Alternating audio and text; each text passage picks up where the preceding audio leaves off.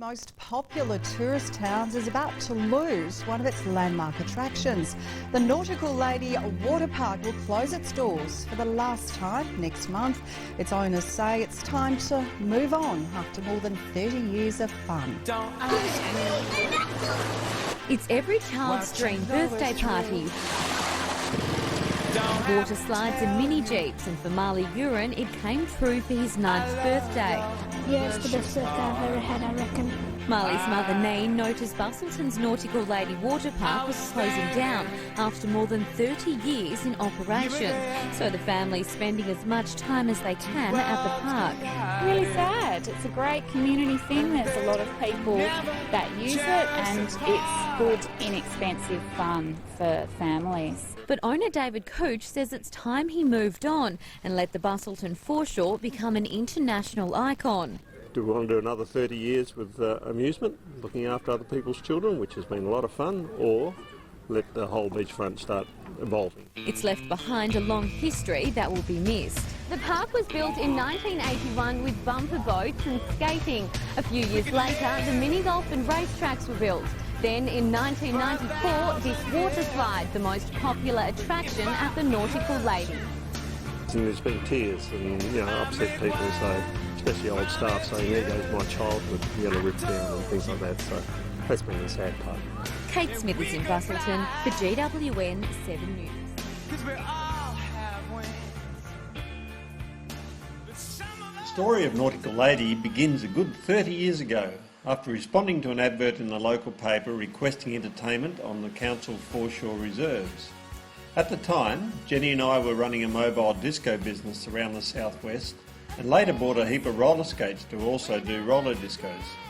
It was extremely popular, and we thought Bustleton foreshore would be perfect to replicate this new craze that had already exploded onto Californian boardwalks. To tie in with our nautical theme and the mermaid mascot, we added some bumper boats for some aquatic fun and opened our doors 7 weeks after signing a licence to occupy the site, with a lease pending. That lease was supposed to be available in 9 months. 12 years later, the lease finally came. In 1984, happy with our work, the council extended our licence to occupy to more land to make way for trampolines and a racing car track, as without it we had to run the cars on the skate rink and alternate between the two attractions. Summer evenings were packed with families skating together. It was a good time. It was a good atmosphere. Over the years, as fads came and went, roller skating gave way to skateboarding, then rollerblading, and then back to skateboarding again. It's also fair to say that as our kids grew up and their interests changed, the park changed with it. So what was it like growing up in a fun park? Awesome. Just skating around, hanging out, stealing lollies from the shop.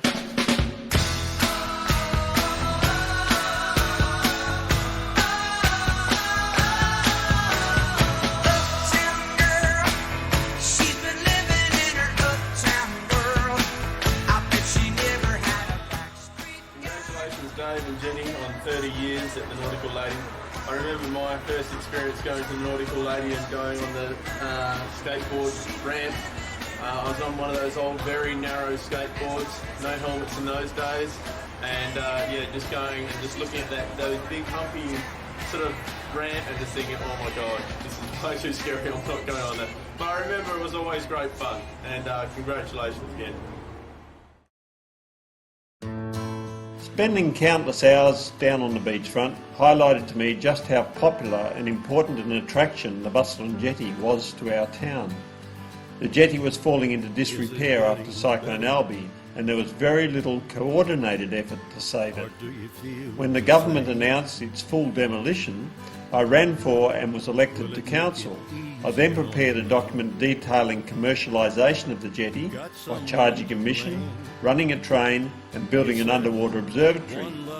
That document paved the way for the Bustleton community to take ownership of the jetty in 1987. It was around this time that Jenny, a former Olympian, won a Rotary scholarship to study gymnastics in Canada. The whole family packed up and lived in the North Americas for 12 months, leaving Nautical Lady in the capable hands of Don Smith and John Vickery.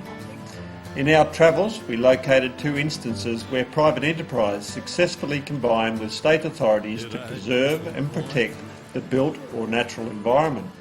As the bus on jetty needed help and its story was not being told, I proposed building the lighthouse to function as an interpretive centre and departure point for a jetty train.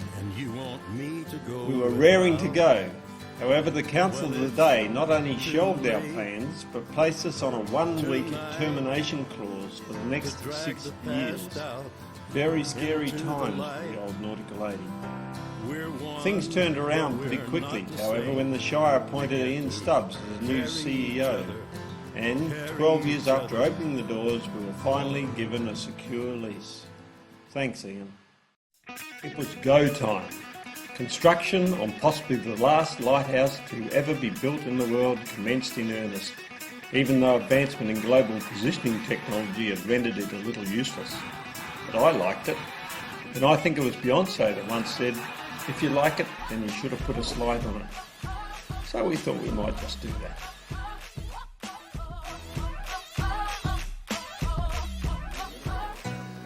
We employed a dedicated and talented bunch of local tradesmen to help in this massive project. Building it to withstand a 100-year storm event and your odd cyclone Bianca. I really could never have done it without my foreman Paul Simpson. It was also my uncle Errol Green's last official job as a licensed builder. Everyone involved did a fantastic job, and I thank you. The tower opened in stages. First the base in Christmas 1993, then the slide the following Easter. That's after solving one little problem. The slide is serviced by salt water pumped from beneath the jetty, which is pretty novel. We also geared up to do abseiling, but after the rest of the tower was bricked up and spray rendered, we realised it had its downfalls and dropped it. The Nautical Lady Entertainment World is the most exciting fun park in the southwest. Shoot the tube and go down the gurgler with a wild water slide ride. Freak out on the Flying Fox, hit the racing car track, spin out on the trampolines, skating on the southwest's best known outdoor contour roller skate park, or get stuck into Simo's ice creams and alfresco cappuccino.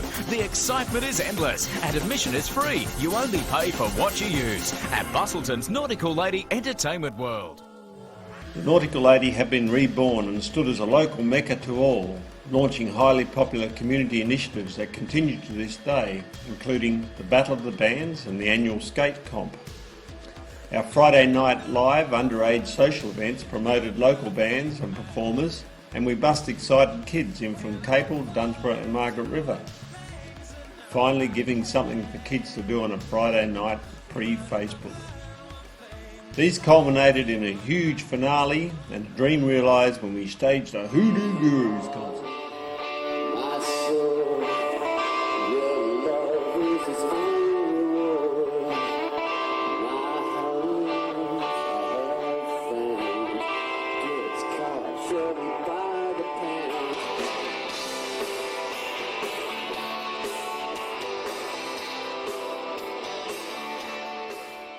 It was a very busy night for staff, enormously expensive, and the wife says never again, unless it's the Wiggles. Nautical Lady Entertainment World. There are just 3 words to describe the Nautical Lady Entertainment World, and they are fun, fun and fun. Okay, let's go. Bye.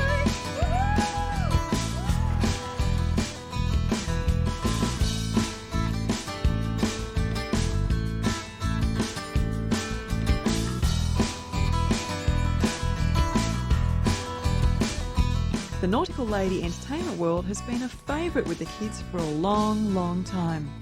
They just keep coming back because there's absolutely heaps of fun activities and rides here for the little kids and the slightly bigger kids.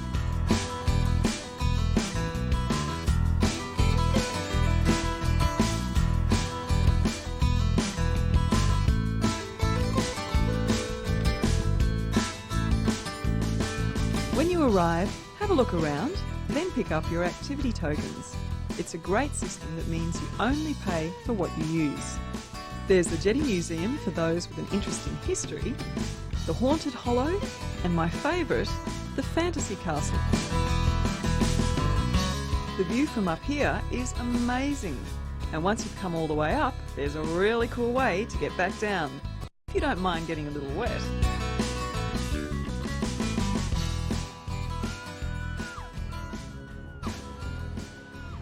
The late 90s challenged us. We lost an old favourite in the bumper boats due to a boundary change. The skateboarders left, opting for a free park built right next door, and the tower had to reinvent itself after the Jetty Museum and train were taken from us. We'd lost all our main attractions, including the two we originally started with. We had to change tack. We took on Simo's Ice Cream and upgraded our original kiosk twice, eventually becoming Cafe Nautical as it is today, complete with a commercial kitchen. 30 years is a long time to be doing something. He's in there most days just banging his thumbs with a hammer. Surprised he made it at all, really. He's the most accident-prone person I've ever met. I've heard he put his foot under a lawnmower. He's dropped a drill into the bumper boat pool and gave himself a bit of a jolt. And I've seen him try and jump a fence and just go headfirst into the concrete. Fall on a pile of bricks, jam a screwdriver straight up his nose, and he just shrugs it off and keeps going. That's that. That's what he does. Then he'll tell a bad joke. Much like our water slide, it's been a long ride. Enjoyable, rewarding, and at times bloody difficult. We've seen several generations come through our doors and leave with smiles on their faces. Staff who've become family, and family who've become staff.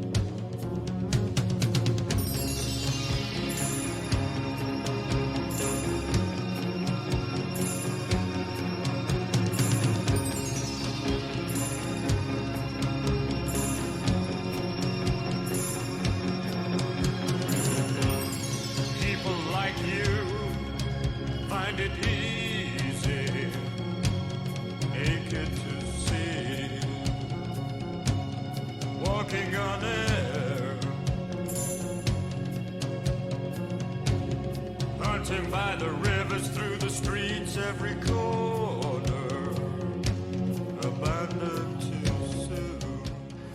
No doubt the park will be sorely missed as it makes way for inevitable change. It's the end of an era. The day the music taped off Rage died. Time on all trampolines, please. Time on all trampolines. Shut its doors next month. The Shire of Bustleton says it needs the land to redevelop the foreshore. It's been an icon for Bustleton for the past 30 years, but its legacy is nearing the end. With redevelopment plans in the works, the Nautical Lady Entertainment World is set to close next month. Bustleton Shire has spent $28 million on the Bustleton Jetty, and I suppose the foreshore is the next line in that process of doing up everything. And the Nautical Lady basically bisected the beachfront in half. The theme park opened in 1981 and quickly became a hotspot for tourists and locals. Its water slide, mini golf course and jeeps drawing a crowd. Well, everywhere you go throughout Australia, if you say you're from here, what do they say? They go, where's the big tower and the water slide? Love the water slides. It's just fun to have a lovely time here. I really hate it that it's going. It's going to be turned to a cafe. Bustleton Council says the closure will make way for a new water park, cafes and restaurants to be built on the foreshore. The idea is to create a really good community visitor tourism sort of precinct up there that accommodates the needs of the people, but also links to the new jetty that's going to be reopened in a week or two's time.